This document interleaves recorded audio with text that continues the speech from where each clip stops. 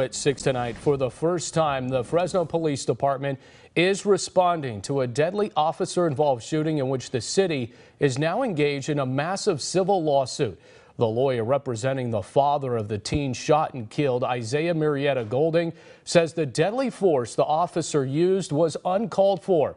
Surveillance video from the day of the incident is expected to be the focus of an upcoming civil trial that could cost the city millions of dollars.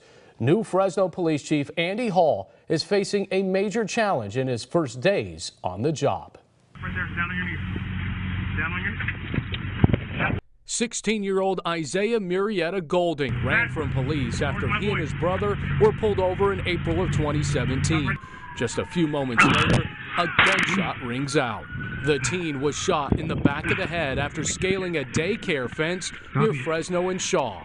I mean, it's unjustified. I don't know how anybody looking at that video can say that this young man running away from an officer or a group of officers posed a threat to them or anybody else. Stuart Chandler is the lawyer representing the father of the 16-year-old. He says Murrieta Golding was not armed and police did not have a warrant for his arrest. What we've seen on a number of situations with lethal force, that it's somehow an accepted practice. Tonight, new Fresno Police Chief Andy Hall making a statement for the first time about this pending case. Hall is asking the public not to rush to judgment. In the statement, Hall says, quote, "The use of lethal force in this case occurred while officers were investigating a homicide. The 16-year-old in this case was involved in the homicide with his brother, and the brother was later arrested and pled guilty." Hall goes on to say the video represents a different vantage point and was not what the pursuing officers could see. The 16-year-old was also known to carry firearms and had jumped a fence into a child daycare center. Conduct is something that is shocking to the conscience.